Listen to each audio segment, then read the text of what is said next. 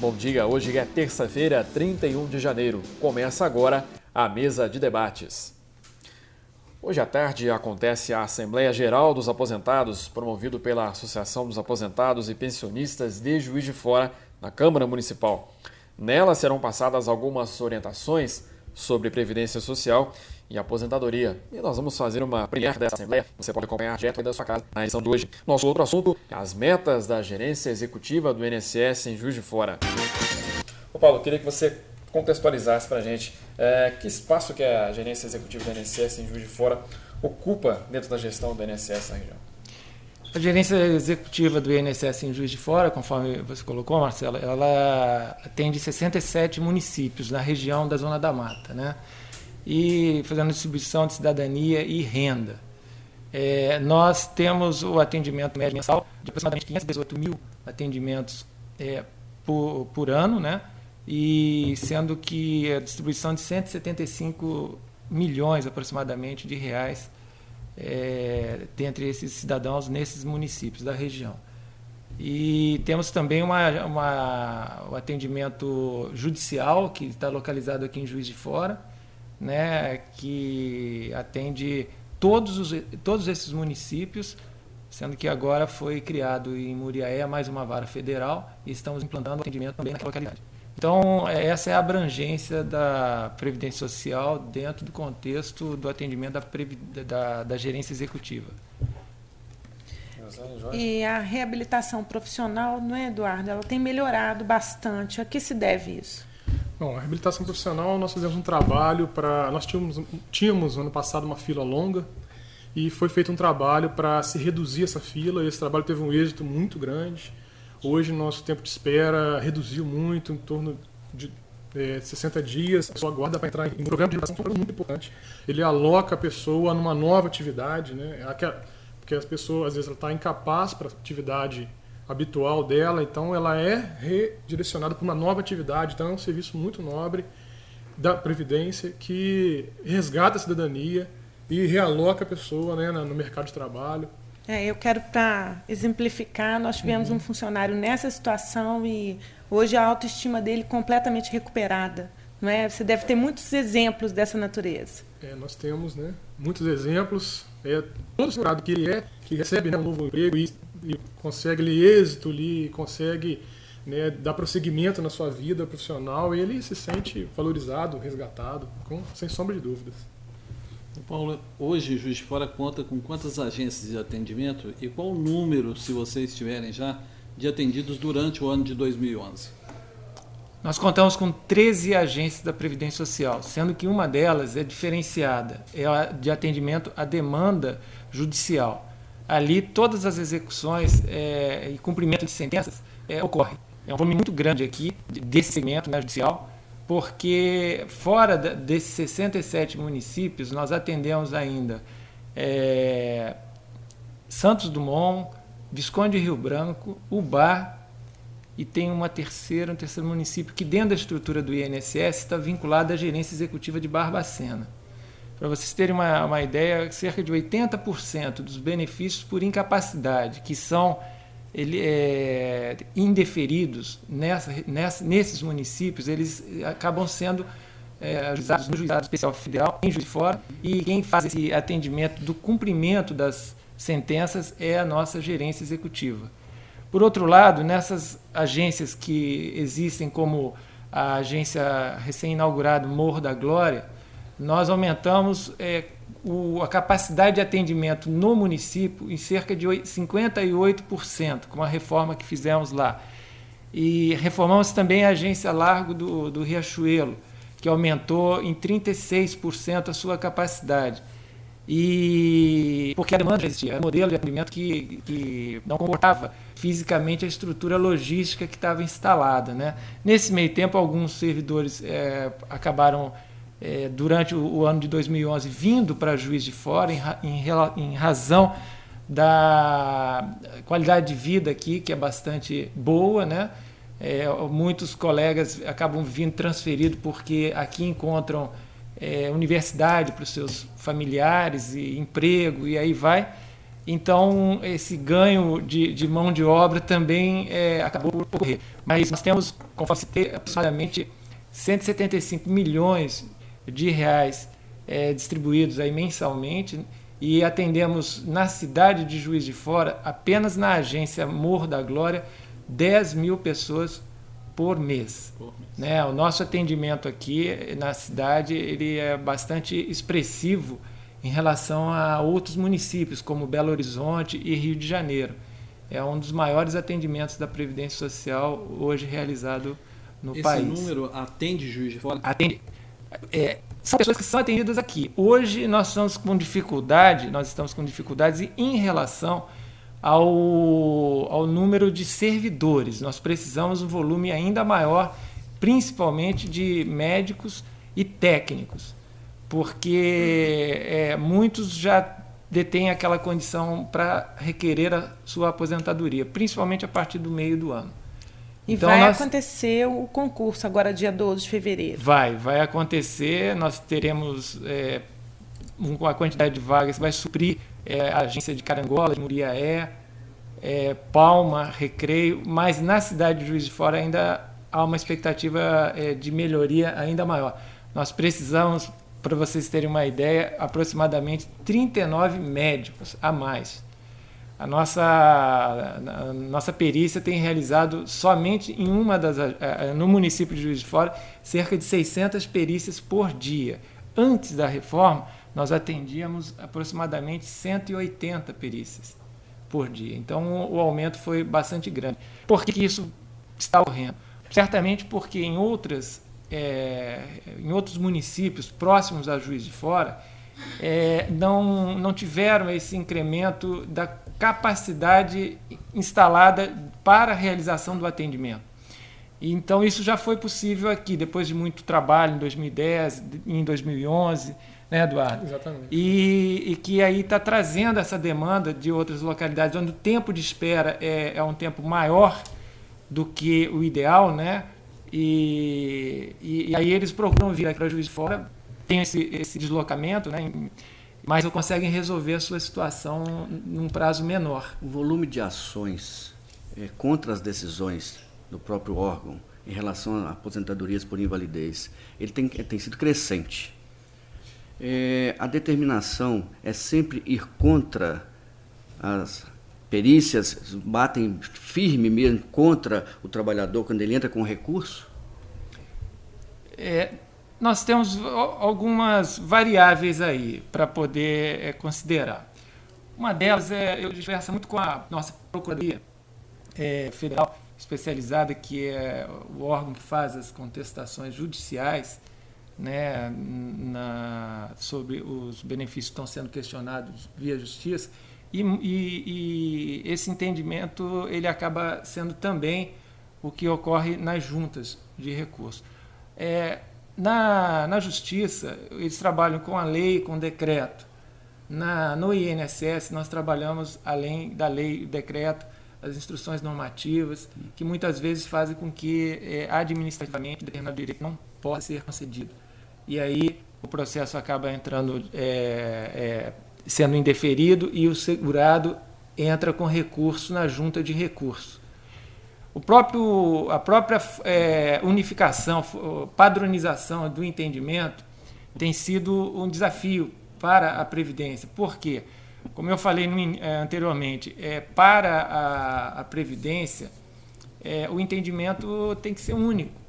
Mas dada a capilaridade, né, de unidades de atendimento e eventuais questões que não foram lá no passado bem discutidas, que gerou essa demanda, esse passivo nas juntas, sobretudo nas juntas de recurso, estamos tendo agora outro entendimento.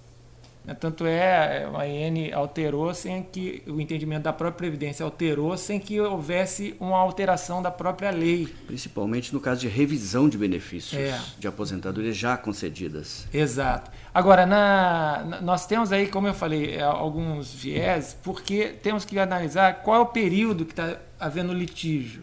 Se é um período mais recente ou se é um período já mais passado, né? Agora, com a rapidez que a Justiça está trabalhando, as pessoas, muitos chegam a declarar, principalmente quando há intermediação, né, de um despachante ou mesmo um advogado, a gente verifica que eles saem mais felizes muitas vezes quando o processo é indeferido do que quando é deferido, porque gera aí um direito, né, ao recebimento de atrasados. Com certeza. Tá? E que é um desafio, né? Então, tem a questão da lei e tem a questão também da oportunidade de intermediários usufruírem do recebimento, né? De uma dificuldade nossa de resolver rápido, para que gere um passivo. Sim, aí. É isso aí, às vezes tem uma interferência muito grande do Supremo Tribunal Federal, que às vezes também, né, não é, vamos dizer assim, a decisão do Supremo não é muito favorável, né, aos requerentes ali, aos solicitantes de suas revisões de benefícios de aposentadorias e pensões. Então, eu acho até que o INSS, né, a Previdência Social, de uma certa forma, ele acaba sendo mais dura, mais rígida, tá certo? Nessa questão, porque o governo também interfere nas decisões do Supremo. Isso acaba beneficiando o órgão, que é o órgão próprio do governo. Tem essa questão também. Pois vamos para o nosso primeiro intervalo aqui do programa. Nós voltamos já já.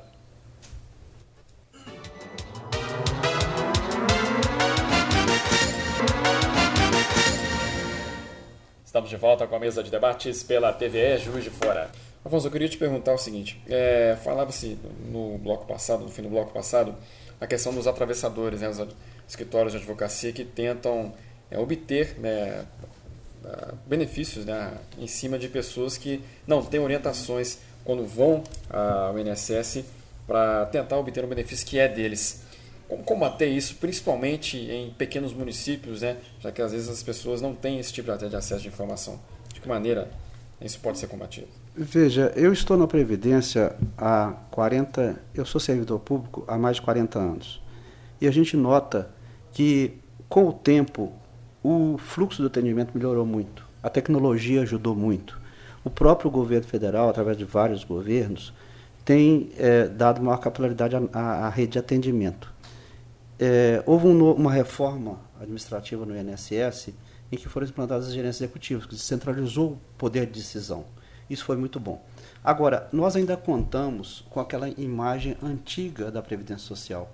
Muitos cidadãos têm dificuldade de chegar, entendem que há dificuldade em chegar a uma agência da Previdência Social, quando isso não acontece.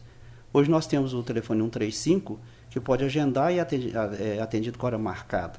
Então, mesmo assim, é um pouco de comodismo ou falta de tempo mesmo, em função das suas atividades profissionais. O cidadão beneficiário do INSS, ele às vezes utiliza o terceirizado, que é o despachante ou o advogado, né? Isso é difícil, porque você tem que mudar a cultura do povo, de ele saber que ele vai ser bem atendido. O que acontece hoje? Saber que vai ser bem atendido. Que ele não vai ficar muito tempo ali naquela agência da Previdência para ser atendido. Então, com a disseminação dessa informação, eu acho que toda nação se completa pela informação, daí a responsabilidade dos nossos profissionais da área, né? Exatamente, quando você tem informação, você exerce melhor a sua cidadania, né? Então, a Previdência hoje não é difícil ser atendido por ela. É uma questão de a pessoa ter a disponibilidade de tempo para ir lá e só em último caso utilizar o terceirizado. Depende muito do cidadão e de conhecer hoje como funciona o sistema da Previdência. E o sistema de atendimento de serviço público em geral, não é? Eduardo, então é isso que vai chegar. Pegando a fala, o tempo médio de atendimento, como funciona? Bom, nós temos alguns indicadores, né, que nós temos que seguir, são metas que são propostas pelos servidores das agências, então elas chegam, né, até instâncias superiores. Então nós temos algumas metas. Uma delas é o tempo médio de atendimento. Nós temos tempo médio de atendimento, temos tempo médio de concessão de benefício. Nosso tempo médio de concessão de benefício hoje é 28 dias. Então, de concessão. De concessão. Então, em média, nós concedemos os benefícios hoje, na gerência de Juiz de Fora, em 28 dias.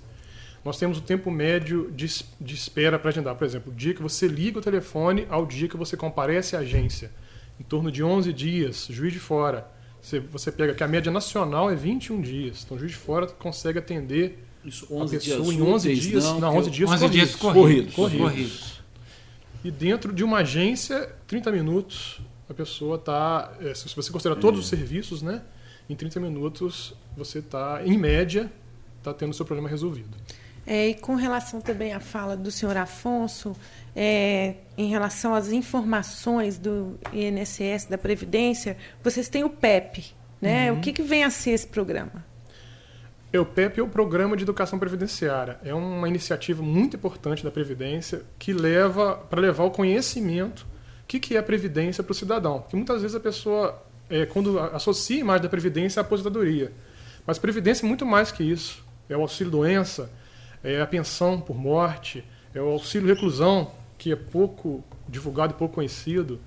Então, é uma gama de benefícios. Então, o PEP ele ajuda a levar para o cidadão o que é a Previdência, por que é importante contribuir. Porque, às vezes, a pessoa só pensa nas contribuições quando precisa do benefício. Então, é importante estar contribuindo, estar sendo segurado da Previdência para usufruir os direitos, né, aos benefícios. Afonso? Completando aí a palavra do colega Eduardo, nós temos hoje um instrumento importantíssimo de exercício da cidadania, que é o Cadastro Nacional de Informações Sociais. Então, antigamente, o cidadão precisava ter a sua carteira de trabalho anotada para ter um benefício concedido. Hoje, não. Hoje, você pode ter trabalhado no Acre, no Amazonas, no Rio Grande do Sul, que você tem no cadastro, se a empresa forneceu as informações, se ela preencheu todas as informações que a gente chamou de GFIP, que é a Guia de Recolhimentos do FGTS e Informações da Previdência Social, os dados desse contrato de trabalho vão para o CNIS, que nós chamamos de CNIS, Cadastro Nacional de Informações Sociais. Então, hoje, que dá base para a concessão dos benefícios. Muitas vezes a pessoa, antigamente, perdia a carteira profissional e ficava prejudicado. Hoje, não. Se a empresa procedeu de acordo com a lei, quer prestar as informações, hoje nenhum cidadão, e há pouco tempo eu tive essa experiência, um chefe de gabinete de um senador me procurou e falou: Afonso, eu trabalhei no Amazonas, trabalhei no Pará, e eu perdi minha carteira, como é que eu faço? Falei: me dê seu número de PIS/PASEP. Fui no sistema, pesquisei, estavam todos os contratos dele. Ele falou: mas a Previdência melhorou demais. Eu falei: tem melhorado sempre. Tem melhorado sempre. Falta, porque eu digo assim, a Previdência é tão importante na vida das pessoas. Se você fala assim, eu trabalho na Previdência, num bloco de 10 pessoas, 9 querem informações.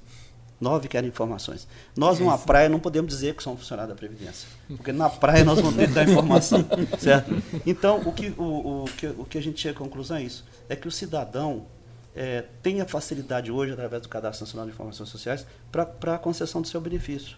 Temos o problema da perícia médica, mas é um problema localizado, é um problema que está também sendo gerenciado, né? Pela Previdência, com treinamento, com a admissão de novos servidores. Então, isso tudo tem um avanço significativo na qualidade do atendimento. Robson, você queria comentar? Só um comentário em cima da fala do Afonso sobre a questão da informação. Infelizmente, né, o povo brasileiro ainda está carente ainda de cultura, é um povo aculturado ainda. E isso leva à criação de entidades fictícias, de escritórios, de agenciadores, que acabam prejudicando e tirando proveito ainda de muitos trabalhadores, muitos segurados. Nós temos que estar atentos, porque a própria federação ela vai recebendo várias denúncias, inclusive, ao longo dos anos, né? E principalmente nos últimos 2 anos aumentou muito. E nós até fazemos um alerta ao cidadão para que não entregue documento para ninguém. Procure uma agência da Previdência, procure se informar lá. Não entregue documento para ninguém, porque isso está levando ao caos e até dificuldades financeiras maiores ainda para as pessoas. Eu gostaria de fazer também um comentário em relação a essa questão da informação. Até pouco tempo atrás, o próprio INSS não tinha uma área própria para tratar a sua comunicação.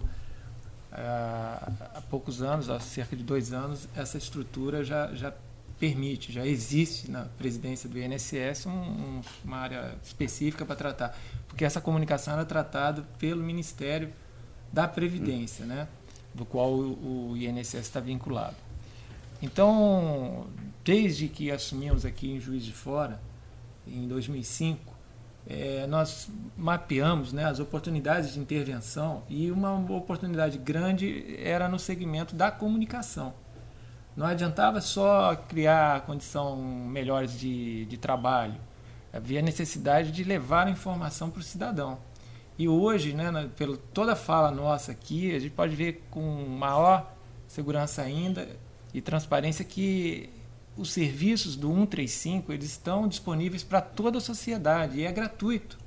não há necessidade de buscar um intermediário, mesmo que haja previsão legal para que o cidadão possa buscar um procurador. Além dos recursos que a Previdência tem hoje, nós também orientamos as nossas entidades, né, as associações de aposentados, no caso de Juiz de Fora, a Associação das Autarquias, porque eles também têm as informações precisas e os encaminhamentos, os procedimentos legais para que as pessoas possam estar buscando. O próprio CNIS, que o Afonso citou, né, o Cadastro Nacional de Informações Sociais, ele está disponível no Banco do Brasil e na Caixa Econômica, né, para os servidores. E via internet, né? Os correntistas, perdão. E via internet também. Para o cidadão comum. O que não há necessidade mais, o Eduardo citou aqui como referência os números de Juiz de Fora e região, né? Nesses 67 municípios, que vai daqui até Espera Feliz, né, pegando a zona da Mata, não há necessidade de se buscar intermediário. É um apelo que nós fazemos. Agora, ainda identificamos algumas vezes que aquilo que é gratuito, simples agendamento de uma perícia médica está sendo cobrado por intermediários, coisas que é absurdo. É só a pessoa ligar, não tem custo do telefone fixo, 135 e agendar. E o atendimento vai ser realizado aqui em Juiz de Fora em aproximadamente 15 dias, que a gente trabalha com essa expectativa. Temos benefícios sociais, por exemplo, não tem sentido a gente ter uma espera de 90 dias para um benefício social. A pessoa está doente, está com fome. Nós trabalhamos ali diariamente para que isso não ocorra, né? Então, não há necessidade de buscar o intermediário sob qualquer pretexto. Ok, outras orientações nós vamos dar no próximo bloco e também falar sobre a Assembleia Geral dos Aposentados que acontece hoje a partir das 3 horas da tarde na Câmara Municipal. Vamos para um rápido intervalo, voltamos já já.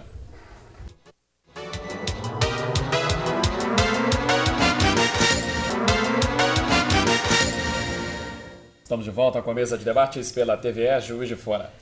Como informei no bloco passado, hoje, a partir das 3 horas da tarde, acontece a Assembleia Geral dos Aposentados na Câmara Municipal.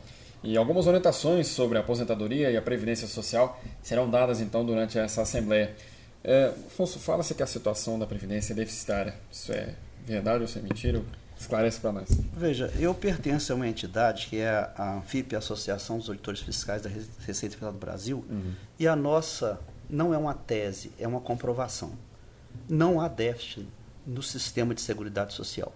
O que é a seguridade social? Primeiro, a Constituição estabelece que há 3 orçamentos. O orçamento fiscal, o orçamento de investimentos estatais e o orçamento da seguridade social. E o Constituinte, muito sabiamente, ele ampliou a base de custeio da seguridade social. E o que é a seguridade social? É exatamente a previdência social, assistência social através dos benefícios assistenciais, que estão regulamentados pela LOAS, a Lei Orgânica da Assistência Social, e a saúde, que é o SUS. Então, a gente tem uma ideia de que a base de arrecadação do orçamento da Seguridade Social, no ano de 2010, foi de 458 bilhões de reais. E os gastos com saúde, com previdência e com assistência social foram na faixa de 400 bilhões de reais. Então, houve um superávit. Isso são números tirados do sistema financeiro do governo federal, do CIAF. Nós temos aqui a comprovação de que houve um superávit de 58 bilhões de reais em 2010. Em 2009 aconteceu a mesma coisa. Em 2011 ainda não temos os números fechados, mas é essa mesma projeção, porque a arrecadação está batendo recordes, né, graças à eficiência da máquina arrecadatória, né, da Receita Federal do Brasil.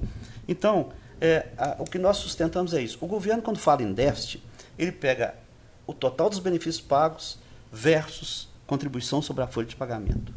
Mas o custeio da Previdência Social não é só isso. Não é só sobre a folha de pagamento. Tem a contribuição sobre o lucro líquido das empresas, tem a COFINS, que é o próprio nome diz, contribuição para financiamento da Seguridade Social. Temos as receitas de loterias. Então, a base de arrecadação é muito maior. Então, é com base nisso que nós comprovadamente, temos a segurança de dizer que a Previdência Social não tem déficit. Esse déficit é um número criado para impressionar a população e penalizar os aposentados, que é uma forma de não dar reajustes de forma ideal aos aposentados. Essa é a linha que a ANFIP defende, que não tem nada a ver com a questão gerencial do INSS, representada pelos nossos colegas aqui, o Paulo Serino e o Eduardo, né? Porque isso é uma política de governo.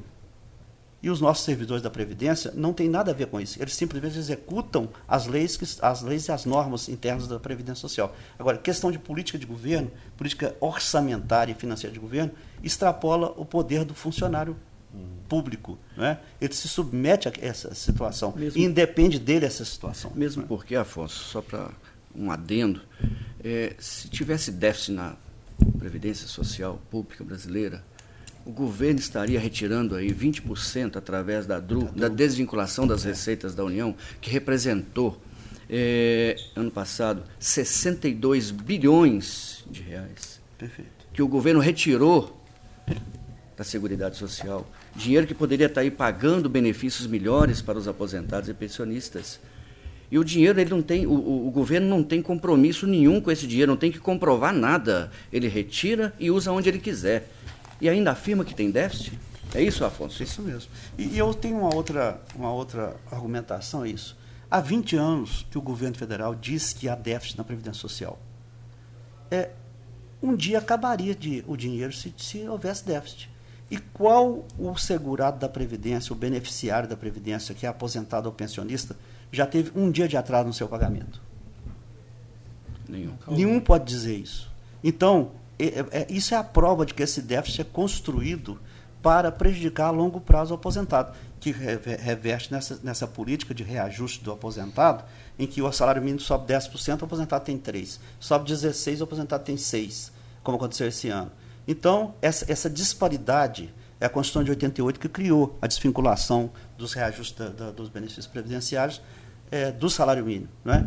Então, eu acho que há campo para que o governo faça um reajuste decente para os aposentados. O Afonso e Robson, existe uma realidade hoje do pensionista ou aposentado, aquele que já contribuiu, ou você que está pensando como se aposentar amanhã e vem contribuindo com 10 salários mínimos e tendo essa relação do salário mínimo.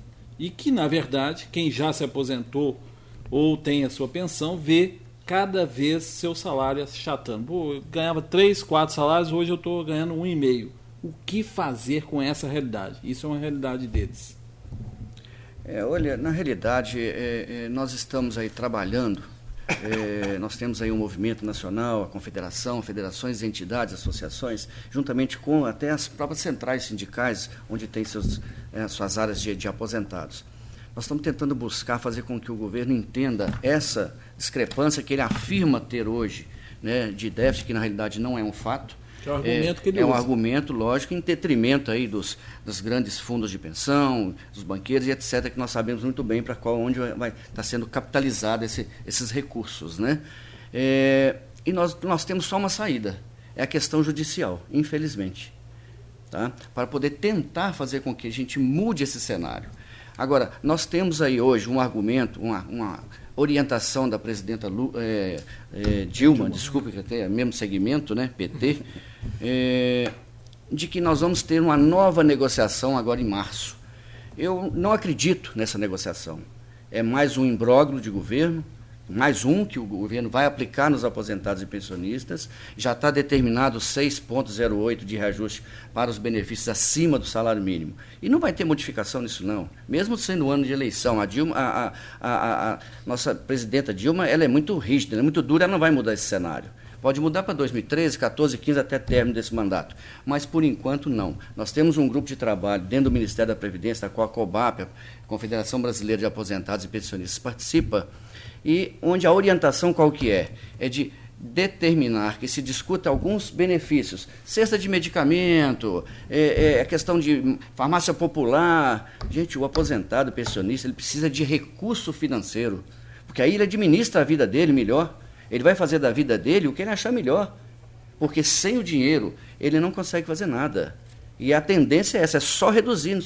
Nós já estamos aí com, no mínimo, de 76% e no máximo de 104% de achatamento em benefícios. Isso depende aí da época da aposentadoria. Mas a participação do aposentado ainda é muito acanhada em defesa dos seus direitos. Isso atrapalha um pouco, não é? Com certeza, é o medo que eles têm. A maioria, inclusive, não assina nenhuma abaixo-assinada com medo de perder o benefício. Gente, isso não perde benefício.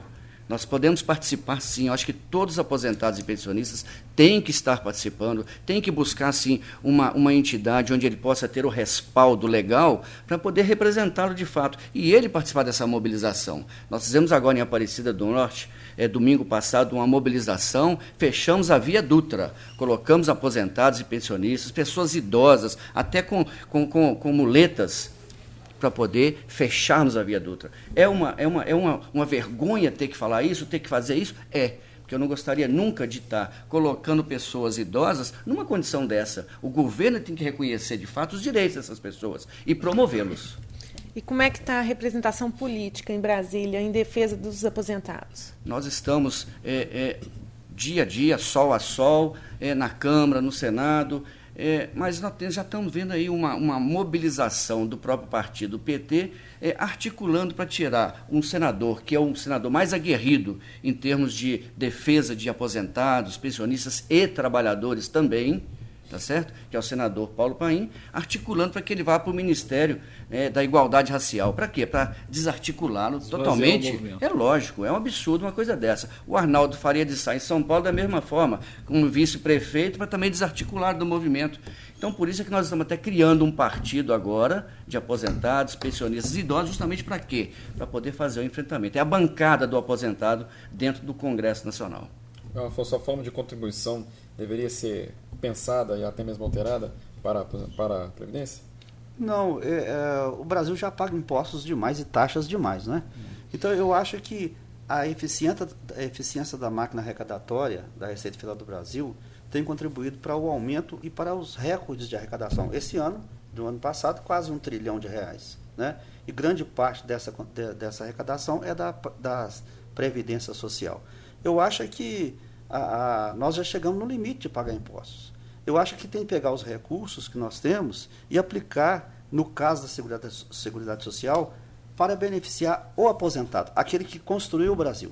Porque nós temos, inclusive, isso é uma figura que a gente também já vê todos os seminários que participa, quando o Brasil tinha só jovens, que era um país jovem, havia mais contribuintes do que beneficiários, detentores de benefícios. E esse dinheiro, em vez de estar numa poupança, ele foi gasto com outras finalidades. Hoje, nenhum aposentado recebe 1 centavo do pedágio da Ponte Rio-Niterói. Nenhum aposentado recebe 1 centavo dos imóveis que foram construídos em Brasília. Nenhum beneficiário da Previdência recebe 1 centavo do pedágio da Belém-Brasília. Então, houve uma irresponsabilidade, de certa forma, uma vontade de crescimento do país, mas, ao mesmo tempo, uma responsabilidade onde se usou dinheiro alheio para isso. E hoje está faltando para dar o reajuste adequado. Faltando em tese. É isso que eu ia perguntar. Faltando em tese. Porque nós sustentamos que existiu em 2010 e vai existir em 2011 um superávit de 50 bilhões no sistema. Então, inclusive, hoje os deputados do PT que usaram largamente, desculpe entrar na questão partidária, eles usaram largamente os números da Anfip quando eram oposição.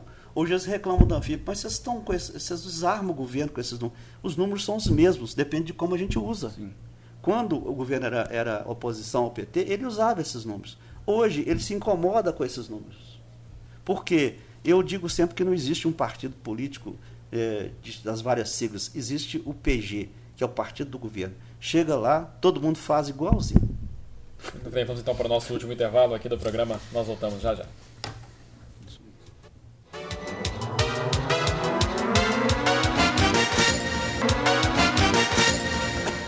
Estamos de volta com a mesa de debates pela TVE Juiz de Fora. Chegamos ao nosso último bloco do programa de hoje. A Previdência Social foi o nosso foco na edição. Eu queria fazer uma pergunta aqui para o Paulo. A gente falava aqui, né, da questão dos atendimentos, né, da gerência executiva em Juiz de Fora do INSS. Quais são as metas para este ano, Paulo, da gerência? Melhorar ainda mais o atendimento, né, colocando uma infraestrutura de recursos humanos, habilitar, né, capacitando o servidor para que possa fazer esse atendimento em prazos bem razoáveis, né? Reduzir o tempo de espera para o atendimento da perícia médica, que ainda há aí uma oportunidade de melhoria para o menor possível, né? A excelência seria de até 5 dias, hoje nós estamos com 21 dias, e poder atender e conceder, né, o benefício com maior segurança e rapidez. As aposentadorias por idade, por exemplo, já são concedidas em um tempo mínimo, né, até 30 minutos, mas mesmo assim, ainda estando com uma demora a ser trabalhada, como eu citei, no direito do segurado a receber aquele benefício é da data do agendamento. Então, se um processo demora 21 dias para ser finalizado, ele está considerando a data do agendamento e não a data da presença dele para o atendimento na agência, né? Desde que ele tenha direito, ele vai fazer jus desde aquela data. Então, para 2012, né, nós estamos pretendendo implementar essas melhorias em termos de redução de tempo de espera para o atendimento, a própria espera dentro da agência, que hoje é em média de 28 a 30 e poucos minutos, muito inferior, muitas vezes, a um atendimento bancário, que é de complexidade infinitamente menor. O Paulo, né? O aposentado e o pensionista, ele tem um atendimento prioritário na revisão, se ele quiser? Há esse atendimento lá? Nós temos o atendimento prioritário que é previsto em lei para o idoso, para a grávida, né? Então, nós seguimos também esses parâmetros legais para dar o atendimento. O que nós trabalhamos internamente é que, indistintamente, todos possam ter o atendimento normal num prazo extremamente razoável. Observe que o Eduardo colocou 28 dias, um tempo médio de espera para um benefício ser deferido. Quando falo em benefício, são os processos que não fazem parte do benefício por incapacidade. Tá? Aposentadoria, pensão, salário de maternidade. Então, esses benefícios têm até essa data, 28 dias, para serem concedidos. E por quê? Porque nós trabalhamos também alinhados com o plano plurianual, que é quem define as diretrizes macro, né? E dentro da Previdência tem o plano de diretrizes, né? Estratégias políticas para que esse atendimento ocorra. E aqui na área operacional, na executiva, nós temos que viabilizar com ações, atitudes, né? Não somente planejamento, mas sobretudo com atitudes, para que a sociedade realmente não tenha o seu direito preterido. Não importa qual seja a idade, qual seja o tipo de benefício. Então, nós trabalhamos internamente com prazos menores do que aqueles que são estabelecidos nos planejamentos. Por quê? Porque nós estamos lidando com pessoas e muitas delas doentes que realmente precisam do empenho nosso para poder ser atendido com respeito, né, com dignidade. E isso a gente nunca poderá perder de vista. Afinal de contas, a sociedade é que foi a grande motivadora da nossa contratação. Isso não pode ser perdido. É o que a gente prega durante cada dia do ano. Então, para 2012, essa é a nossa expectativa.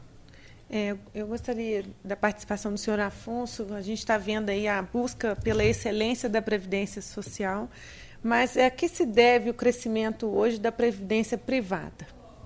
Bem, é exatamente essa política de insegurança que o cidadão aposentado está sendo tratado, né?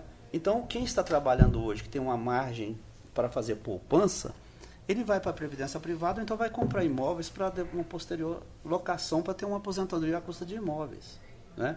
Então, é exatamente essa política de reajuste dos benefícios que deixa o cidadão muito inseguro. Todos vocês aqui nessa mesa que estão contribuindo hoje, qual a segurança que vocês sentem para daqui a 10 anos, 15 anos? Então, isso dá um reflexo na população e leva a população para a previdência privada. E a previdência privada, como qualquer atividade de iniciativa privada, ela visa lucro. e você, na previdência privada, você tem um tempo para morrer, porque o benefício é definido. Então, quando você define o benefício, eu quero um benefício para 15 anos, se você morrer depois de 15 anos, você fica sem renda nenhuma. Certo? No benefício definido. Isso é muito grave. Isso é muito grave. O governo hoje quase que cobra a pessoa a obrigação de morrer. Porque fala assim, ó, se você, pelo menos se não mata de qualquer arma, mata de inanição. Porque com você que aposenta com 10 salários mínimos, e hoje recebe 1, ele fica muito prejudicado, até psicologicamente. Eu tenho que conversar com muitas pessoas. Agora, eu queria perguntar ao Paulo Cirino, nosso gerente em Juiz de Fora, gerente executivo de Juiz de Fora, houve a cogitação nesse plano de atendimento plurianual, esse plano estratégico, de abolir a perícia médica para o primeiro benefício por incapacidade. Isso foi em frente? Não foi? Como é que está esse projeto? Paulo, estamos com 2 minutos. E outra pergunta, qual é a política do INSS com relação aos recursos de benefícios indeferidos? Qual o prazo para atendimento? Há prazo, não há prazo? Rapidamente. Há critérios? Bom, em relação a... Existe um estudo, tá? O INSS está trabalhando com uma previsão de realmente abolir a perícia inicial. Tá, ainda está em fase embrionária, mas... Só basear no atestado médico do médico assistente? Do médico assistente, do médico particular. Tá? Isso aí, em breve, a gente deve ter novidades sobre isso. Em relação ao indeferimento, nossa média de indeferimento hoje é de 42%, né? E o segurado ele pode entrar com recurso. E ele entrando com recurso, a INSS tem 30 dias para encaminhar esse recurso para a junta de recurso. Ok, lembrando a você de casa que a Assembleia Geral dos Aposentados acontece hoje a partir das 3 horas da tarde na Câmara Municipal. Agradeço a participação de todos vocês aqui no programa de hoje. Agradecemos também a sua companhia. Lembrando que nós voltamos amanhã às 11 da manhã. Até lá.